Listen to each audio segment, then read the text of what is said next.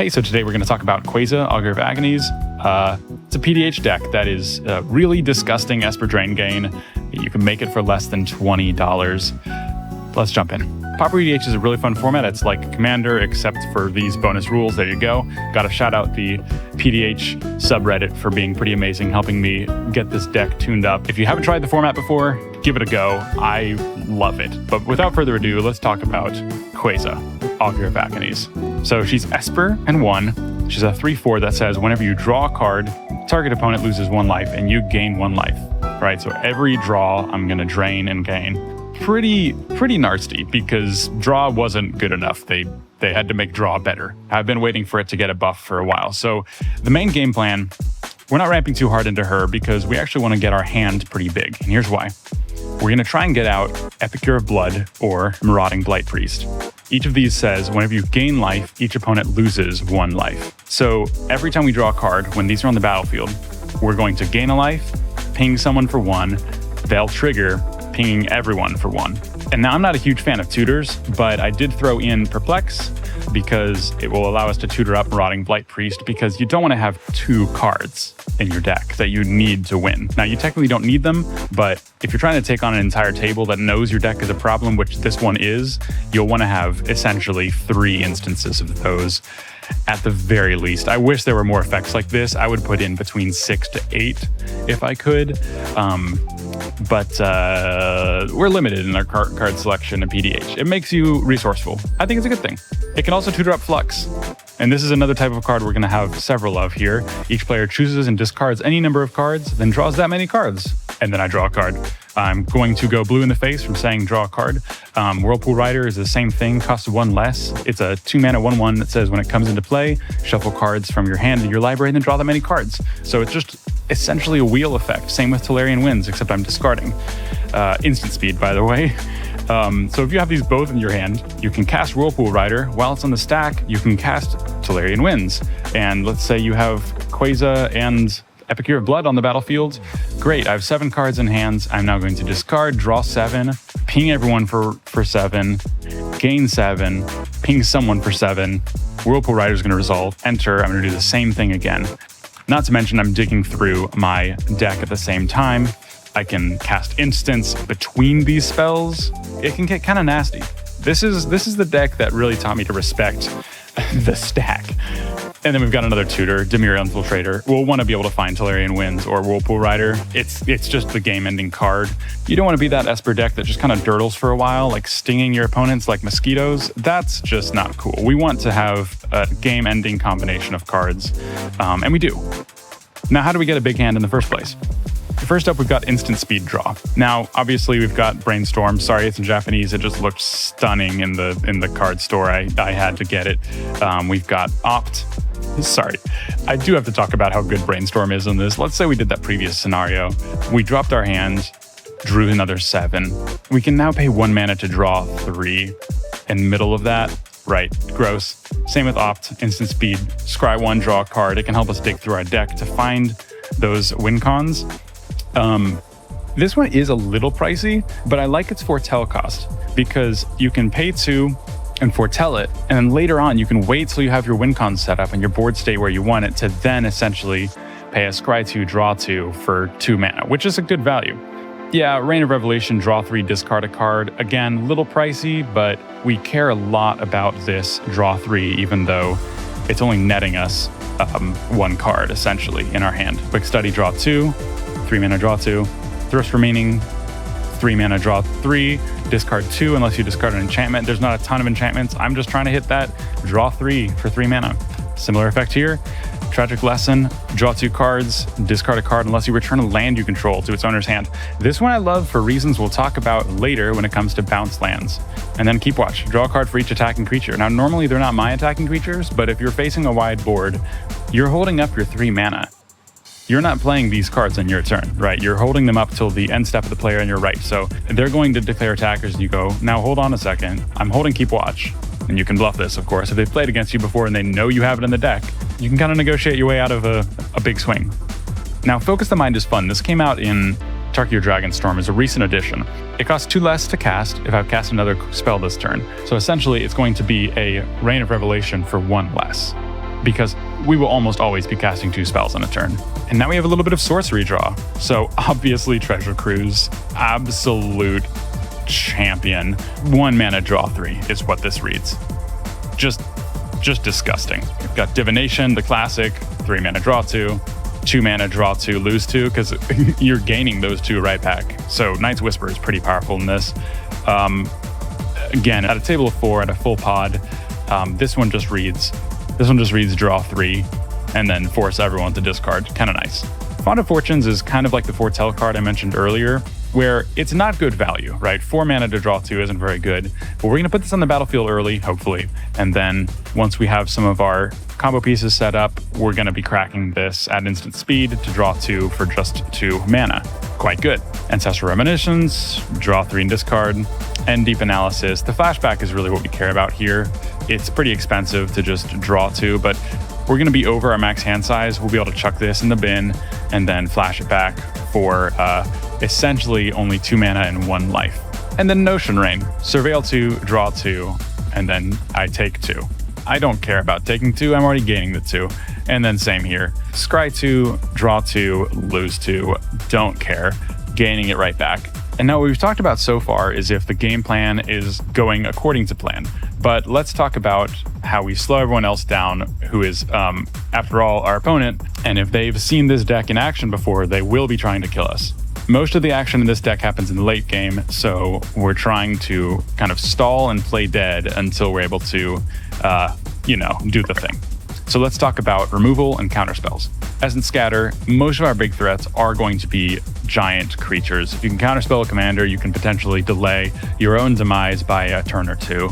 Refute, similar thing, counter a spell, and then I can essentially loot. I can draw a card and discard a card.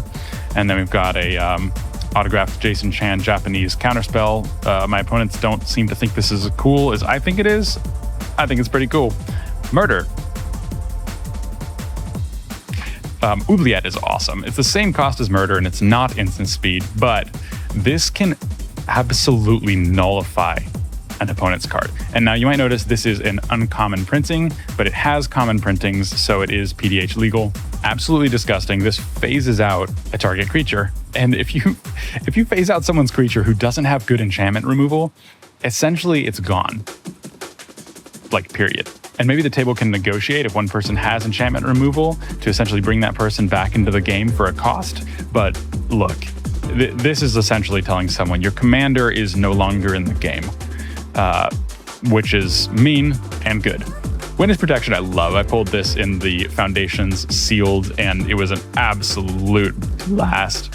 1 mana makes a guy a 1/1 legitimate business person. Utter Significance is the same thing, but at instant speed. It costs 2 mana, loses all abilities, and has base power and toughness 1/1.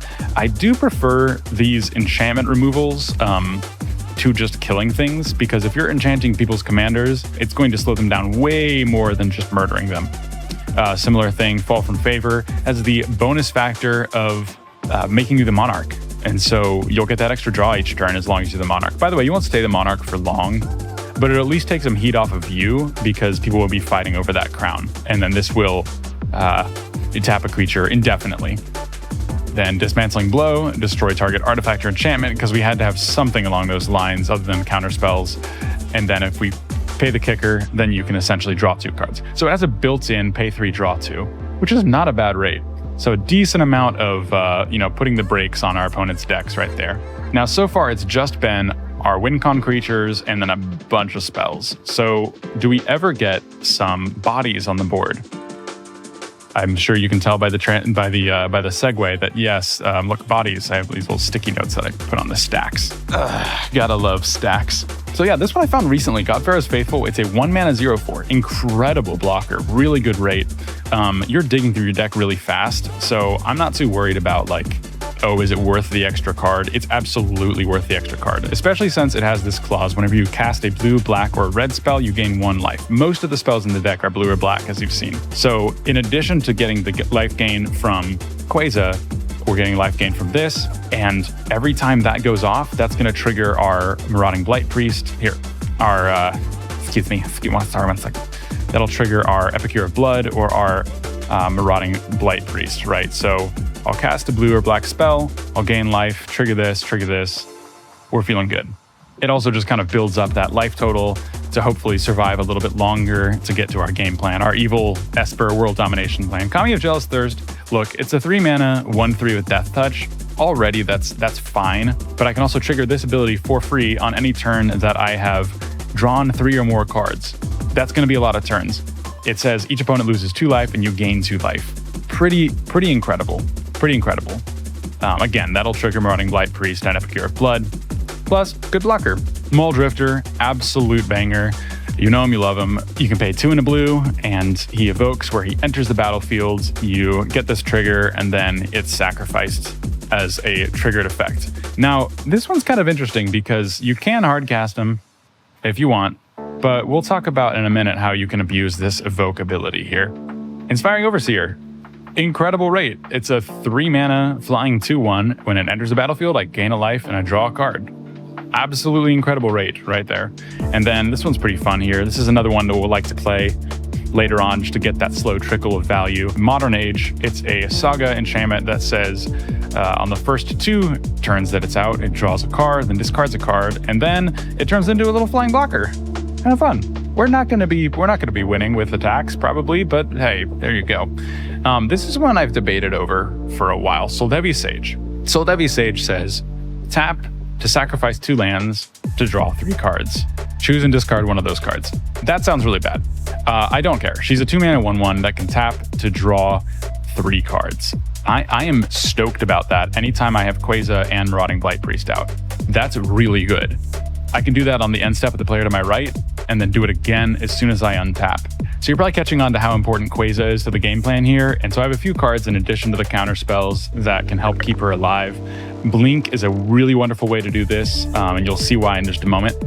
Momentary Blink, obviously, it's a 2 mana, blink your OCTOMOMMY. It's got flashback, which is good because you'll find cards in the graveyard pretty often in this deck. Acrobatic Remover, same thing, but it cantrips, which we like a little extra. Getting this free protection essentially is amazing. In a 3-color deck, being able to pay 2 life for this White Pip and Apostle's Blessing means that you can play this at any time. Keeping that 1 mana up is not hard. Call to Heal, I can use this either as protection or removal. I've found that removal is frequently the use for this, but it's nice to have. And then Blur is the exact same thing as the white version, where it cantrips. Benevolent Blessing is super nice because someone casts a removal spell, you flash on this aura, and hey, guess what? The aura stays on and gains protection from that color until it's removed. So we do want to keep our commander alive. We also want that ETB effect again from cards like Muldrifter, Inspiring Overseer, and Whirlpool Rider, right? We're gonna play Whirlpool Rider, wheel our hand, do it again. Hell, we can evoke Muldrifter, this is what I was talking about earlier, and then the trigger goes onto the stack for it to be sacrificed, right? It says when it enters the battlefield, sacrifice it if you paid the evoke cost. Well, cool, it goes in the stack, I can blink it while it's,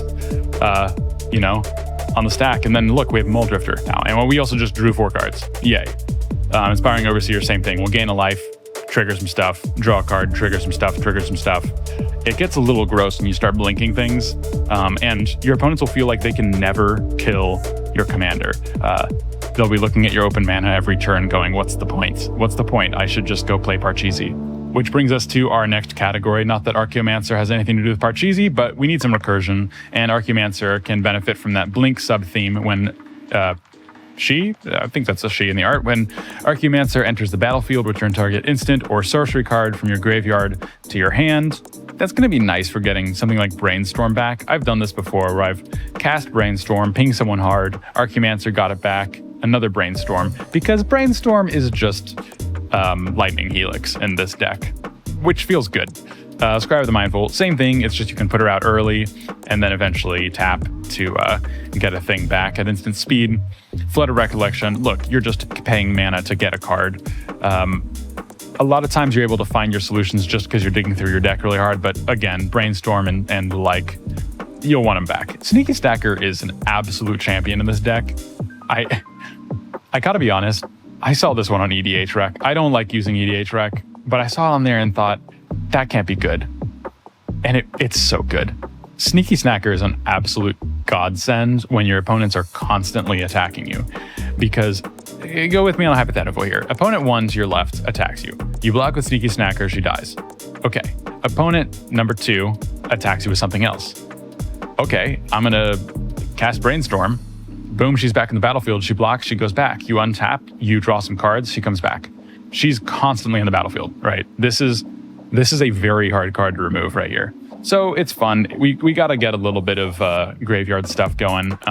Not a ton, to be honest, but you're digging through your deck so much, you'll find most of your cards twice. And now let's talk about the mana base. I'm going to kind of zip through ramp because who cares? But the basic idea is you do want to have a lot of mana because you're going to be hard casting all these draw spells.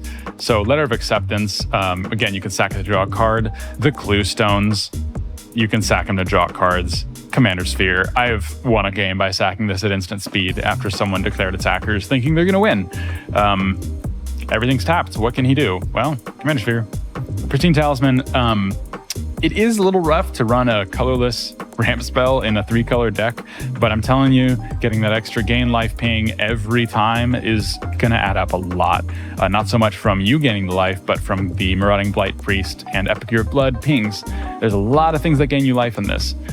Getting the discount on the spells is actually better than ramp a lot of times. So that's why we have Naiad of Hidden Coves and Mocking Sprite, which either reduce instants and sorceries or spells cast not on your turn. So that goes for protection spells that are enchantments as well, hypothetically. They're also bodies. Yay, bodies. Same with Nightscape Familiar. 2 mana, blue spells and red spells cost 1 less to cast.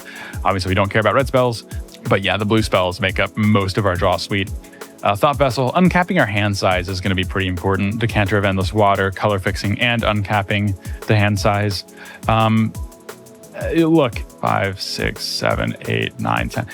There's a fair amount of ramp in this, and you could maybe cut it down in your version, but I like to have this board state where I look like I'm losing basically the whole game, but I have a crap ton of mana, a million draw spells in my hand.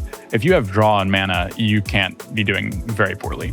And then the final thing is the mana base, the land base. Obviously, there's some basics. I've got the count in the thing if you want to look up the basics. I don't feel the need to go into it that much. It's mostly blue. And then we've got some color fixing because, again, we want to have all 3 colors for Queza. This one's nice because it can just be a normal, like, colorless land, basically. Esper Panorama. Or I can go find whatever base. I'm going to be down here, actually. It'll find whatever basic you need. Obscura Storefront is similarly useful, and you actually gain a life on top of it.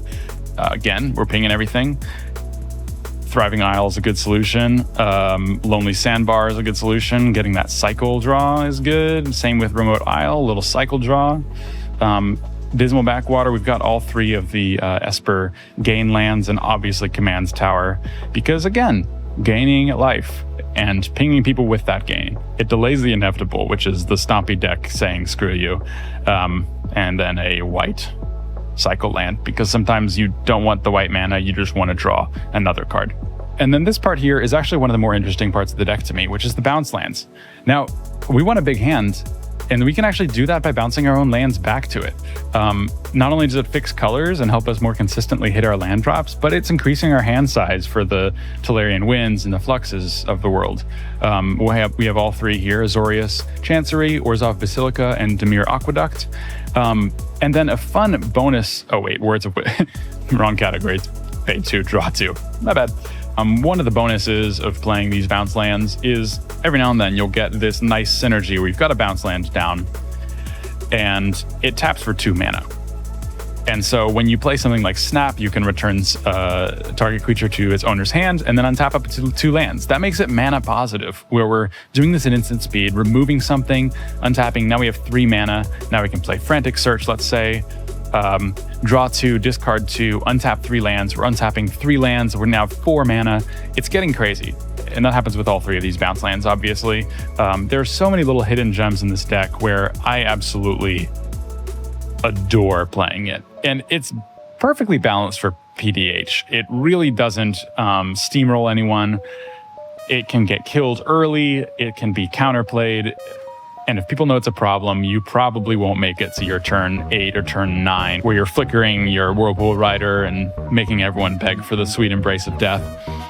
And so it feels like just good, interesting magic to me. And I'm really glad I found this card in a box of bulk my buddy bought me off of eBay, because it's been an adventure building this. So I hope you like it. I hope you build it. You can make it for less than 20 bucks, or you can just make it out of the crap you found in your bulk like I did.